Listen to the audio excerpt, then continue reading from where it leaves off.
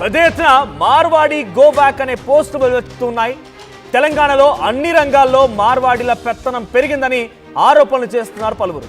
చాప కింద నీరులాగా తెలంగాణ అంతటా మార్వాడిలు వ్యాపించారని, కిరాణా, వస్త్ర, ఎలక్ట్రికల్, స్వీట్ షాప్స్ లో కూడా భారీగా మార్వాడిల పెత్తనం కొనసాగుతుందని, తెలంగాణలోని ప్రతి పల్లెకు ఈ మార్వాడిలు విస్తరిస్తున్నారని, హైదరాబాద్లో ప్రతి గల్లీకి మార్వాడి దుకాణాలు ఉన్నాయని, అయితే వీరిని కట్టడి చేయకపోతే తెలంగాణకు తీవ్ర నష్టమని అభిప్రాయపడుతున్నారు కొంతమంది తెలంగాణ వాదులు. ఎల్లుండి ఆమన్గల్ బంద్ కూడా పిలుపునిచ్చారు ఈ స్థానికులంతా. మరోవైపు మార్వాడీలకు అండగా బీజేపీ నిలబడుతోంది. మార్వాడి గోబ్యాక్ ఉద్యమం వెనుక కుట్ర ఉందని చెప్పి బండి సంజయ్ అంటున్నారు. హిందూ సమాజాన్ని కూల్చే కుట్ర అని రాజాసింగ్ అంటున్నారు. మరి ఇక్కడ పోరాడుతోంది, ఇక్కడ వ్యతిరేకిస్తోంది కూడా ఒక హిందువులై ఉండి హిందూ సమాజం వెనుక కుట్ర ఉందని రకంగా మరి బీజేపీ మాట్లాడుతుంటే కొంత దీన్ని కూడా పొలిటికల్ యాంగిల్లో డ్రైవ్ చేస్తున్నట్టుగానే కనబడుతోంది. ఎస్, ఒకసారి మాట్లాడడం. మనతో పాటుగా ఈ మార్వాడి గో బ్యాక్ ఉద్యమాన్ని తీవ్రతరం చేస్తున్నటువంటి తెలంగాణ ఉద్యమకారుడు, క్రాంతిదల్ ఫౌండర్ పృథ్వీరాజ్ గారు లైవ్లో సిద్ధంగా ఉన్నారు. మరికొంతమంది మార్వాడీలు, రాజస్థానీ సేనా సంఘం సంబంధించి కొంతమంది మార్వాడీలు కూడా ఉన్నారు. మరి కాసేపట్లో మరికొంతమంది కూడా జాయిన్ అవుతారు లైవ్లో.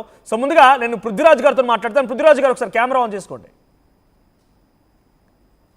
సో ఆమన్గల్, మీకు చూస్తున్నటువంటి ఆమన్గల్ బంద్ ఈ కార్యక్రమం లేవనెత్తారు. ఎల్లుండి 18న ఆమన్గల్ని బంద్కు పిలుపునిచ్చారు. సో ముందుగా పృథ్వీ గారితో మాట్లాడతాను. పృథ్వీ గారు, ఏంటి మార్వాడి గో బ్యాక్ ఉద్యమం ఇప్పుడున్న పరంగా మార్వాడి గో బ్యాక్ ఎందుకు తెర మీదకి వచ్చింది? దీని గురించి ఎందుకు అసలు అంటే ఇప్పుడున్న పరంగా బంద్ కార్యక్రమం పిలుపునివ్వడం ఏంటి? ఒక రకంగా పొలిటిసైజ్ అవుతోంది కదా, బీజేపీ కూడా వచ్చి హిందువుల పైన కుట్ర అంటోంది. బండి సంజయ్ ఏమో మార్వాడి గో బ్యాక్ వెనుక ఒక కుట్ర అంటున్నారు, హిందూ సమాజాన్ని కూల్చే కుట్ర అని రాజాసింగ్ అంటున్నారు. ఎలా చూడాలి మార్వాడి గో బ్యాక్ అంశం ఏంటి అసలు, ఎందుకు ఇప్పుడు తీసుకోవాల్సి వచ్చింది? అందరికీ జై తెలంగాణ, కృష్ణాష్టమి శుభాకాంక్షలు. ఆర్టీవీ ప్రేక్షకులకు అందరికీ శుభాకాంక్షలు. మొన్న ఒక దాడి జరిగింది కదా హైదరాబాద్ లో. ఆ దాడి జరిగినప్పుడు ఒక దళితుడిని కులం పేరు చెప్పి నీచా జాత్ కా హై అని చెప్పని కొట్టుడు, తర్వాత ఒక గొల్లైన పాల్ పోస్ట్ అయినా కూడా ఆడబోతారే తూకారే దూద్ దాల్నే వాళ్ళ తూబి ఆరాకే అని చెప్పని అట్లా ఒక సమూహం వచ్చి దాడి చేసుడు, దాంతో ఒక టాక్ స్టార్ట్ అయింది తెలంగాణలో.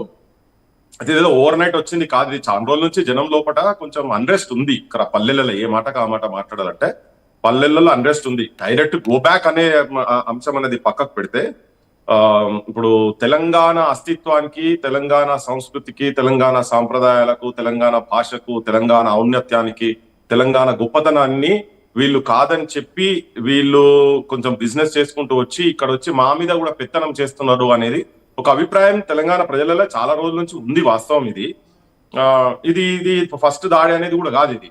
సో దాంతో ఏంటంటే ఒక మామూలుగా దీని మీద ఒక అభిప్రాయం చెప్పంగానే జనం లోపలికి బాగా ఇది ఫైర్ లెక్క వెళ్ళిపోయింది.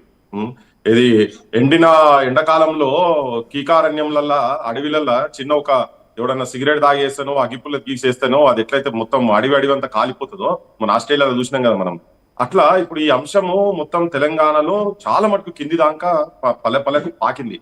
అయితే ఈ స్థాయిలో అంటే వీళ్ళ మీద, అంటే వీళ్ళు చేసేటువంటి కొన్ని పనుల మీద ఈ ప్రభావం ఇంత తీవ్రంగా ఉన్నదా అని చెప్పని జనం కూడా చాలా మందికి అనుకోలేదు, కానీ బాగా పడ్డది అది. సో దీంట్లో హిందుత్వ అది ఇది ఇవన్నీ పిచ్చే ఆర్గ్యుమెంట్స్ అవి, ఐ డోంట్ బిలీవ్ అవన్నీ. సో నేపథ్యం అయితే ఆ దాడి తర్వాత జరిగినటువంటిది. సరే, దాన్ని అది చిన్న దాడి పెద్ద దాడి జనరల్ గా మనం మాట్లాడుకుంటే మార్వాడీలు ఇప్పుడు వచ్చిందేం కాదు, ఉమ్మడి ఆంధ్రప్రదేశ్ నుంచి వాళ్ళు అప్పుడు ఉన్నారు. గతంలో చాలా చరిత్ర నుంచి వాళ్ళకు కూడా ఇక్కడ కొంత మర్చెంట్స్ గా, ట్రేడర్స్ గా ఉన్నారు. సో వాళ్ళు బిజినెస్ చేసుకుంటారు, కానీ ఇక్కడ కూడా పెద్దగా అంటే వన్ ఆఫ్ ది హిందువుల గురించానో, లేకపోతే బండి సంజయ్ చెప్తున్నట్టుగా హిందువుల మీద కుట్రనో, లేకపోతే సమాజంలో కొన్ని ఆంక్షలను, ఈ రకరకాల మాటలు డెఫినెట్గా వాళ్ళకి వర్తించదు. వాళ్ళని కూడా అడుగుదాం. మనతో పాటు లైవ్లో వాళ్ళు కూడా జాయిన్ అయ్యారు. బట్ నేను ఏమంటున్నానంటే ఇప్పుడు ఉన్న పలంగా ఈ అంశాన్ని లేవనెత్తడం ఒక పొలిటికల్ అంశాన్ని దారితీసింది అనుకోవాలా, బీజేపీ ఒక ఎత్తుగడకు ప్లాన్ చేసింది అనుకోవాలా, దాని వెనుక కొంతమందిని ఏర్పాటు చేసి మీరు ఇలా అనండి నేను అలా అంటాను రకంగా ఒక పొలిటికల్ ఎజెండాకి తెరదీసిందా? ఇది ఉన్న పలంగా ఎందుకు వాళ్ళ అంశం చర్చకు వచ్చింది? హైదరాబాద్లో దాడి జరిగింది, ఆ షాప్లో పనిచేసే వ్యక్తి లేకుంటే సమీపంగా ఉండే వ్యక్తిపైనే మేము తప్పు చేస్తే ఈ రకంగా చేశామని కొంతమంది మార్వారీలు వాళ్ళు కప్పిపుచ్చుకునే ప్రయత్నం అంటారా, లేకపోతే దాని సమాధానం చెప్పే ప్రయత్నం కూడా చేశారు. దాన్ని ఇంత తీవ్రతరం చేయాల్సిన అవసరం ఉందా? ఇది ఇప్పుడు అంటే బీజేపీ వాళ్ళు ఒక నాన్ ఇష్యూని ఇష్యూ ఏదలుచుకున్నారో అదైతే అనవసరంగా ఇప్పుడు ఎవరు పార్టీ రోడ్ల మీదకి వచ్చి గోబ్యాక్ అని లట్లు పట్టుకుని ఎవరు తిరగలే కదా. తెలంగాణ ప్రజలు లట్లు పట్టుకునే నీ దుకాణం బంద్ చేయరాబాయ్ అని చెప్పని ఎవరు వచ్చి ఈ వీళ్ళ షాపుల మీదనో వీళ్ళ బిజినెస్ మీదనో వీళ్ళ బతుకుదరి మీద ఎవరు దాడి చేయలేదు, వీళ్ళ పొట్ట కొట్టే ప్రయత్నం ఏం జరగలేదు కదా. ఇది అనవసరంగా వాళ్ళే రెచ్చగొడుతున్నారు. మీరు ఇట్లా అంటే మేము మేము మిమ్మల్ని ఊకుంటామా, మిమ్మల్ని అందరినీ ఏదో చేస్తామని లెక్కల వాళ్ళకి సంబంధించినటువంటి నాయకులు చాలా తీవ్రమైన పదజాలంతో ఈవెన్ దాని గురించి మాట్లాడిన మనోళ్ళ మీద కూడా ఇప్పుడు శ్యామ్ మీద మన శ్యామ్ మీద మాట్లాడి అరే ఊరే అని చెప్పని ఆయన ఎంత మర్యాదగా మాట్లాడుతుంటే కూడా బీజేపీ నాయకురాలు ఆయన హైదరాబాద్కి నిలబడదు కదా. ఆమె ఇష్టం వచ్చినట్టు నోటుకు వచ్చినట్టు మాట్లాడు అంటే అనవసరంగా రెచ్చగొట్టుడు ఇది మాత్రం జరుగుతున్నది ఎక్కడో. అయితే ప్రజల లోపల అన్రెస్ట్ ఉన్న విషయం మాత్రం వాస్తవమే. అంటే చంపేస్తామని హెచ్చరిస్తున్నారు కూడా, చంపేస్తామని హెచ్చరిస్తున్నారు. ఇప్పటికే 2-3 అరెస్ట్ చేశారు, పాటలు పాడుతున్నారు, ఒక ఉద్యమాన్ని తలపించే విధంగా దీనంతా ముందుకు తీసుకెళ్తున్నారు. ఇప్పుడు ఈ స్థాయిలో ఒక ఉద్యమం ఇంతటి స్థాయిలో జరగడం అనేది ఇప్పుడు అనివార్యం అనుకుంటున్నారా?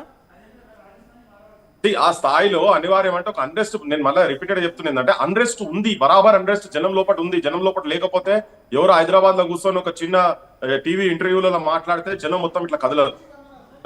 జనం లోపల అది ఉంది. అరే దాడి చేసి అంతమందిగా దాడి చేసేది ఎక్కడిది, అది వేరే ప్రాంతం వాళ్ళు వచ్చి దాడి చేస్తున్నట్టు ఇక్కడ ఆ భాషను కూడా వేరే భాష మాట్లాడుకొని దాడి చేస్తున్నాడు. దళితులు ఎక్కడైనా, దళితులైనా బీసీలైనా ఇప్పుడు వృత్తిని ఇప్పుడు వాళ్ళు కూడా ఒక వ్యాపారం చేసుకుంటేందుకు వచ్చిండ్రు. ఒక పాలు పోసాడు అని ఉన్నాడు. ఇప్పుడు పాలు పోసి అరే తూకారే దూద్ పేసిన వాళ్ళవి పాత కడతా అంటే పాలు అమ్ముడు తప్ప, బతుకుదొరు తప్ప. పెద్ద కంపెనీలు ఉన్నాయి, మరి అమూల్ అసోంటి పెద్ద కంపెనీలు ఉన్నాయి. పాలు లేని పొద్దుగాలు ఎవరిని ఇంటికి వెళ్ళదు. వాళ్ళ ఇంట్లో కూడా పిల్లలు పొద్దుగాలు లేస్తే పాలు తాగాల్సిందే, ఛాయలు తాగాల్సిందే. మరి అటువంటి వృత్తుల మీద పడి లేకపోతే నీచా జాత్కాయ అని చెప్పని ఇట్లా మాట్లాడి ఇవన్నీ సరే. వాళ్ళు తర్వాత రీజాయిండర్ ఏమి ఇచ్చారు ఏందని తర్వాత దాడి జరిగింది, వెళ్ళిపోయింది జనం లోపలికైతే తీవ్రంగా వెళ్ళిపోయింది. ఇది బీజేపీ వాళ్ళు ఉన్న జాగాలలో ఉండక వాళ్ళు తీవ్రమైన పదజాలం వాడుకుంటా కొంతమంది, అది కూడా నేను అందరూ ఆ పార్టీ మొత్తం పార్టీ స్టాండ్ అని కూడా అంటలేను నేను. కాకపోతే దాంట్లో ఉన్నటువంటి వాళ్ళు కొంతమంది ఈ రెచ్చగొట్టే మాటలు ఇవన్నీ మాట్లాడుతున్నారు. మాట్లాడే వరకు ఇది ఒక తీవ్ర స్థాయికి అది పోయి ఎక్కడికక్కడికో పోతున్నది. ఇప్పుడు ఈ ప్రాంతం వాళ్ళకి ఎవరికి కూడా రోహింగ్యాల మీద ఎవరి మీద ప్రేమ ఉండదు. మనం 200% వాళ్ళు వెళ్ళిపోవాల్సిందే ఇక్కడికి. ఇక్కడ వాళ్ళకే బతుకులేక బయట దేశాలలో పోతున్నారు కదా. అది ఉత్తర హిందుస్థాన్ కావచ్చు, దక్షిణ. ఒకసారి పృథ్వీ గారు రాజాసింగ్ ఈ ఉద్యమాన్ని, ఈ నినాదాన్ని ఎలా